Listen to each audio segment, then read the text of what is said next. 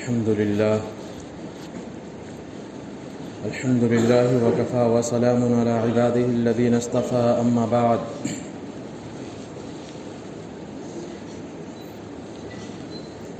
محترم دینی بھائیوں، اللہ رب العزت کا احسان و کرم ہے کہ اس نے ہم سب کو جمعہ کی نماز کی ادائیگی کے لیے اپنی مقدس بارگاہ میں حاضری کی توفیق عطا فرمائی۔ اللہ رب العزت سے دعا فرمائیں کہ جو کچھ باتیں کہی جائیں انہیں غور سے سننے اور عمل کی توفیق عطا فرمائے۔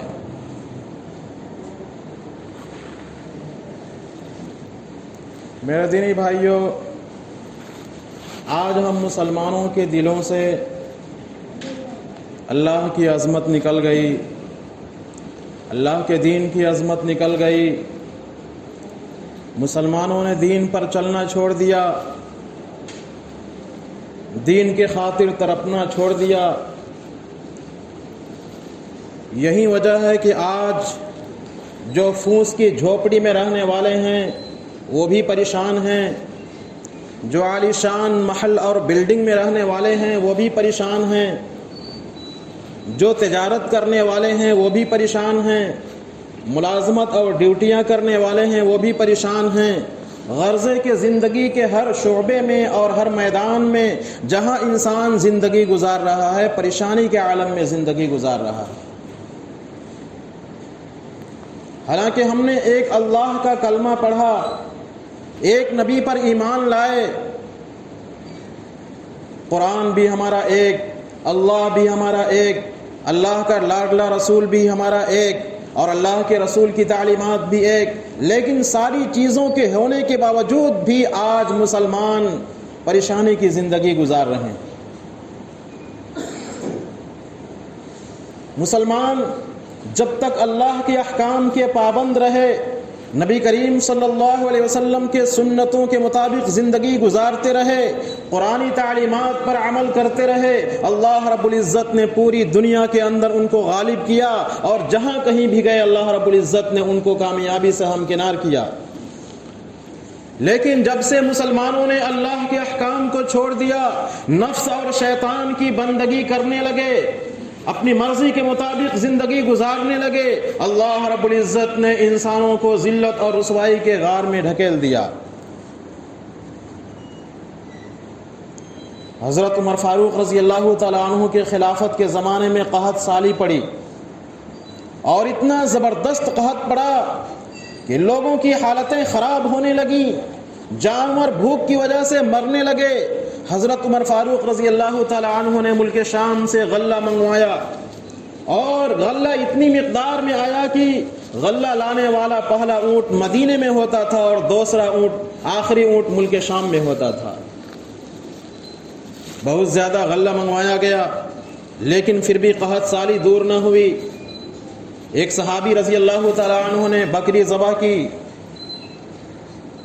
لیکن بکری سے نہ خون نکلا نہ گوشت نکلا، صرف ہڈی ہی ہڈی نکلی۔ وہ صحابی رات کو روتے ہوئے سو گئے۔ اللہ کے رسول صلی اللہ علیہ وسلم کی خواب میں زیارت ہوئی۔ اللہ کے رسول نے فرمایا کہ جا کر عمر سے میرا سلام کہنا، اور یہ کہنا کہ عمر تمہیں کیا ہو گیا ہے، ہم تو تم کو عقل مند سمجھتے تھے، تم کو اللہ رب العزت نے اتنی سوچنے اور سمجھنے کی صلاحیت بخشی ہے، لیکن آج کیا ہو گیا ہے۔ عمر فاروق رضی اللہ تعالی عنہ کو وہ پیغام اس صحابی نے صبح کو سنایا۔ حضرت عمر فاروق رضی اللہ تعالی عنہ نے اپنے ساتھیوں کو جمع کیا اور مشورہ کیا کہ ہم لوگ حالات کا مقابلہ حالات سے کر رہے ہیں۔ ہم یہ نہیں دیکھتے کہ جہاں سے قحط سالی شروع ہوئی ہے اور جس نے ہمارے اوپر قحط کا دروازہ کھولا ہے، ہم اسی کی طرف رجوع کیوں نہیں کرتے، ہم اسی کے دروازہ کیوں نہیں کھٹکھٹاتے۔ چنانچہ مشورے میں یہ بات طے ہوئی کہ سارے ساتھی مدینہ سے باہر نکلیں گے اور توبہ استغفار کریں گے۔ جیسے ہی مدینہ سے باہر نکلے، توبہ استغفار کیا، اللہ رب العزت نے رحمتوں کی بارش کا نزول فرما دیا۔ میرے دینی بھائیوں، آج جو مسلمانوں پر پریشانیاں آئی ہوئی ہیں، مسلمان جو ذلت کی زندگی گزار رہے ہیں، ان پریشانیوں کا واحد حل اللہ کی طرف رجوع ہے۔ فرمایا کہ مال سے مسئلے حل نہیں ہوتے، چیزوں سے مسئلے حل نہیں ہوتے، حکومتوں سے کام نہیں بنا کرتے، مسائل کو حل کرنے والا اللہ ہے۔ ہم اپنا معاملہ اللہ سے ٹھیک کریں، اللہ کی طرف رجوع کریں، اللہ سے توبہ استغفار کریں، اللہ رب العزت ہماری ساری پریشانیوں کو دور کر دے گا، ہمارے سارے مسائل کو حل کر دے گا۔ اللہ رب العزت نے ہم مسلمانوں کے مسائل کو حل کرنے کے لیے نماز دیا ہے، قرآن دیا ہے، اپنا ذکر دیا ہے۔ ہم ان ساری چیزوں کے ذریعے سے اپنے مسائل کو حل کریں۔ نماز ہمارے مسائل کا حل ہے، قرآن کی تلاوت ہمارے مسائل کا حل ہے، اللہ کا ذکر ہمارے مسائل کا حل ہے، اللہ سے رجوع کرنا، توبہ اور استغفار کرنا، یہ ہماری پریشانیوں سے نجات کا ذریعہ ہے۔ پریشانیوں کیوں آتی ہیں؟ فرمایا کہ ڈاکٹر صاحب جب کسی مریض کا علاج کرتے ہیں تو سب سے پہلے اس مریض کی تشخیص کرتے ہیں، اس کی جانچ کرتے ہیں، الٹرا ساؤنڈ کی ضرورت ہوتی ہے تو وہ بھی کرتے ہیں۔ جب مرض کا پتہ چل جاتا ہے اس کے بعد ڈاکٹر کے لیے علاج کرنا آسان ہو جاتا ہے۔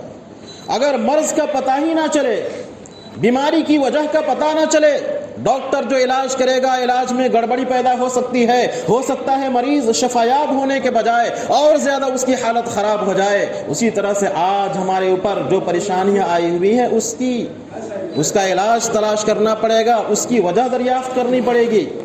کیا وجہ ہے؟ اللہ رب العزت نے قرآن کریم کے اندر فرمایا وما اصابکم من مصیبت فبما کسبت ایدیکم، اے مسلمانوں تمہارے اوپر جو بھی مصیبتیں آتی ہیں، جو بھی پریشانیاں آتی ہیں، یہ تمہاری بداعمالیوں کی وجہ سے آتی ہیں، تمہاری نافرمانیوں کی وجہ سے آتی ہیں، تمہارے گناہوں کی وجہ سے آتی ہیں، اللہ کے احکام کی خلاف ورزی کرنے کی وجہ سے آتی ہے، اللہ کے حکموں کی مخالفت کرنے کی وجہ سے آتی ہے۔ ہم اپنی پریشانیوں کا علاج اپنے اندر تلاش کریں۔ ہم مسلمان تو ہیں، اللہ رب العزت نے مسلمانوں سے وعدہ فرمایا ہے وَأَنْتُمُ الْأَعْلَوْنَ إِن كُنتُم مُؤْمِنِينَ، اے مسلمانوں تم ہی کامیاب رہو گے، تم ہی پوری دنیا کے اندر حکمرانی کرو گے، تم ہی ساری دنیا پر حکومت کرو گے، لیکن شرط یہ ہے کہ تم سچے پکے مسلمان بن کر زندگی گزارو۔ آج ہم مسلمان تو ہیں اور مسلمانوں کی تعداد بہت زیادہ تو ہے، لیکن ہم مسلمان کچے ہیں، پکے نہیں ہیں۔ ہم مسلمان نام کے ہیں، کام کے نہیں ہیں۔ جب ہم کام کے مسلمان بنیں گے تب اللہ رب العزت کی مدد ہمارے ساتھ ہوگی۔ فرمایا مسلمان کون؟ مسلمان جس کی زبان جھوٹ سے پاک ہو، جس کی زبان غیبت اور چغلخوری سے پاک ہو، جس کی زبان بہتان سے پاک ہو، جس کی زبان دوسروں کی عیب جوئی سے پاک ہو، مسلمان کی یہ نشانی ہے۔ مسلمان کون؟ جس کی آنکھوں میں حیا ہو، جس کے لباس میں حیا ہو، جس کے چلنے میں حیا ہو۔ جب مسلمان کے اندر حیا والی صفت پیدا ہوگی تو انسان اور مسلمان گناہوں سے بچ جائے گا۔ اور جس کے لباس میں حیا ہوگی، جس کے اندر غیرت ہوگی، اس کا لباس ڈھیلا ہوگا، مردوں کا لباس بھی ڈھیلا ہوگا، عورتوں کا لباس بھی ڈھیلا ہوگا۔ لیکن جس کے اندر سے حیا کی صفت ختم ہو جائے گی، بے حیائی آئے گی، تو عورتوں کا لباس بھی چست ہوگا، مردوں کا لباس بھی چست ہوگا۔ فرمایا کہ چست لباس پہننا یہ بے غیرتی کی نشانی ہے، بے حیائی کی علامت ہے۔ جتنے سارے مسلمان چست لباس پہنتے ہیں یہ نام کے مسلمان ہیں، کام کے مسلمان نہیں۔ فرمایا کہ بہت ساری عورتیں لباس پہننے کے باوجود بھی ننگی رہتی ہیں، جو دوسرے اجنبی مردوں کو اپنی جانب مائل کرنے والی اور خود مائل ہونے والی ہوتی ہیں۔ ایسی عورتیں جنت میں قیامت کے دن جنت کی خوشبو تک نہیں سونگھ سکتی ہیں۔ جنت میں جانا تو دور کی بات ہے، چاہے جو بھی اعمال کریں، لیکن اگر لباس ان کا غیر شرعی ہے، لباس کے ذریعے سے دوسرے اجنبی مرد ان کی جانب مائل ہونے والے ہیں، تو ایسی عورتیں قیامت کے دن جنت کی خوشبو تک نہیں سونگھ سکتی ہیں۔ جب ہم نام کے مسلمان نہیں بلکہ کام کے مسلمان بنیں گے تو اللہ رب العزت سے ہمارے ذریعے سے پوری دنیا کے اندر انقلاب برپا کرے گا۔ پوری دنیا کے اندر مسلمان سکون اور اطمینان کی زندگی گزاریں گے، مسلمانوں میں اچھے اخلاق پیدا ہوں گے، اچھی صفات پیدا ہوں گی۔ فرمایا کہ ہمارے اوپر جو مصیبتیں اور جو پریشانیاں آتی ہیں یہ ہماری نافرمانیوں کی وجہ سے آتی ہیں، اور اللہ رب العزت بندوں کی نافرمانیوں کی وجہ سے جب مصیبتیں بھیجتے ہیں، آفتیں بھیجتے ہیں اور بیماریاں آتی ہیں تو اللہ رب العزت کا مقصد یہ ہوتا ہے کہ بندہ میری طرف رجوع کرے، مجھ سے توبہ اور استغفار کرے، لعلہم یتضرعون، تاکہ اللہ کے بندے اللہ سے گریہ وزاری کریں، اللہ کے سامنے اپنے گناہوں کو یاد کر کے روئیں، توبہ اور استغفار کریں، اللہ کی طرف رجوع کریں۔ کیا ہم پریشانیوں کو دیکھنے کے بعد، بیماریوں کے آنے کے بعد، مصیبتوں میں مبتلا ہونے کے بعد اپنے خالق و مالک کو یاد کرتے ہیں، اپنے اللہ کو یاد کرتے ہیں، اپنے گناہوں کو یاد کر کے اللہ کے سامنے روتے ہیں؟ نہیں روتے ہیں، جبکہ اللہ رب العزت نے مصیبتیں اس لیے بھیجی ہیں تاکہ ہم اللہ کی طرف رجوع کریں، لیکن ہم نہیں کرتے۔ وجہ کیا ہے؟ وَلَكِنْ قَسَتْ قُلُوبُهُمْ، گناہ کرنے کی وجہ سے، بار بار اللہ کی نافرمانی کرنے کی وجہ سے، نماز پر نمازیں قضا کرنے کی وجہ سے ہمارے دل سخت ہو گئے۔ جب انسان کوئی گناہ کر لیتا ہے، توبہ اور استغفار نہیں کرتا ہے، تو اس کے دل پر ایک کالا دھبا لگ جاتا ہے، پھر دوسرا گناہ کرتا ہے، توبہ استغفار نہیں کرتا ہے، دوسرا دھبا لگ جاتا ہے، تیسرا گناہ کرتا ہے، تیسرا دھبا لگ جاتا ہے۔ بار بار گناہ کرنے کی وجہ سے انسان کا دل بالکل کالا ہو جاتا ہے، اور جس انسان کا دل کالا ہو جائے اس کے سامنے چاہے آخرت کی حقیقت کو بیان کیا جائے، جہنم کے خوفناک مناظر کو بیان کیا جائے، جنت کی نعمتوں کا تذکرہ کیا جائے، قبر کے عذاب کا تذکرہ کیا جائے، ایسے انسان کے سامنے کسی بات کا کوئی اثر نہیں ہوتا، حتیٰ کہ اللہ کی مسجدوں سے بار بار اللہ اکبر کی صدائیں اسے رسم معلوم ہونے لگتی ہیں۔ یہ کیوں ہوتا ہے؟ جب انسان گناہ پر گناہ کرتے جاتا ہے۔ انسان سے گناہ ہو جانا کوئی بڑی بات نہیں ہے، لیکن گناہ پر قائم رہنا، گناہ پر گناہ کرتے جانا اور اصرار کرنا، یہ بہت بڑی بات ہے۔ فرمایا کہ گناہوں سے توبہ کرنے والا انسان تو ایسا ہو جاتا ہے جیسے اس نے گناہ کیا ہی نہ ہو۔ التائب من الذنب کمن لا ذنب له، کہ گناہوں سے توبہ کرنے والا ایسا ہے گویا اس نے گناہ کیا ہی نہ ہو۔ میرے دینی بھائیوں، اللہ رب العزت ہمارے اوپر مصیبت بھیجتے ہیں تاکہ ہم اللہ کی طرف رجوع کریں، لیکن ہم رجوع نہیں کرتے ہیں۔ کیوں؟ اس لیے کہ ہمارے دل سخت ہو گئے ہیں۔ تمام پریشانیوں کو دیکھنے کے باوجود بھی جو انسان پہلے نماز نہیں پڑھتا تھا اب بھی نماز نہیں پڑھ رہا ہے، جو غیبت کرتا تھا بیماری کو دیکھنے کے بعد بھی، پریشانیوں کے اندر مبتلا ہونے کے باوجود بھی وہ غیبت کر رہا ہے، جو سودی کاروبار کر رہا تھا اس وقت بھی سودی کاروبار کر رہا ہے، جو پہلے سود لیتا تھا اب بھی سود دے رہا ہے، رشوت کھاتا تھا اب بھی رشوت کھا رہا ہے، گناہوں کے اندر زندگی گزارتا تھا، بیماریوں کو دیکھنے کے باوجود بھی، پریشانیوں کے آنے کے باوجود بھی اس کی زندگی ویسے ہی گزر رہی ہے، نہ اس کے حالات کے اندر کوئی تبدیلی پیدا ہوتی ہے، نہ اس کے اخلاق کے اندر کوئی تبدیلی پیدا ہوتی ہے، بلکہ پہلے ہی کی طرح سے اس کی زندگی گزر رہی ہوتی ہے۔ فرمایا کہ جب انسانوں کے اندر ایسے صفات پیدا ہو جائیں کہ اللہ رب العزت کے بھیجے ہوئے عذاب کو دیکھنے کے باوجود بھی ان کے دل میں خدا کا خوف پیدا نہ ہو، مرنے کا احساس پیدا نہ ہو، اور مرنے کے بعد اللہ کے سامنے جواب دہی کا احساس پیدا نہ ہو، فرمایا کہ ایسے لوگوں کی صفات یہ ہیں، لہم قلوب لا یفقہون بہا ولہم اعین لا یبصرون بہا ولہم آذان لا یسمعون بہا اولئک کالانعام بل ہم اضل۔ ایسے لوگوں کی نشانی یہ ہے کہ فرمایا ان کے پاس دل تو ہیں لیکن سمجھتے نہیں ہیں۔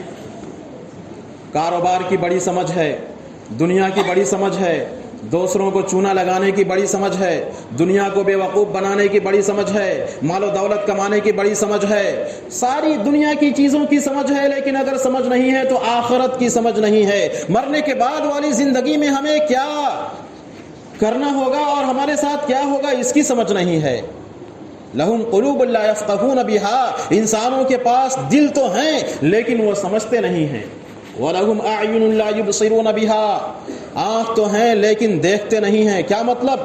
ہر انسان کے پاس آنکھ ہے، ہر انسان دیکھتا ہے، سارے کافر بھی دیکھتے تھے، لیکن فرمایا کہ ان کے پاس آنکھیں تو ہیں لیکن دیکھتے نہیں ہیں، یعنی چیزوں کو عبرت حاصل کرنے کی نگاہ سے نہیں دیکھتے، جنازوں کو دیکھتے ہیں، لوگوں کو مرتا ہوا دیکھتے ہیں، जनाजों को कब्रिस्तान जाता हुआ देखते हैं, हॉस्पिटलों को मरीजों से भरता हुआ और कब्रिस्तानों को मुर्दों से आबाद होता हुआ देखते हैं।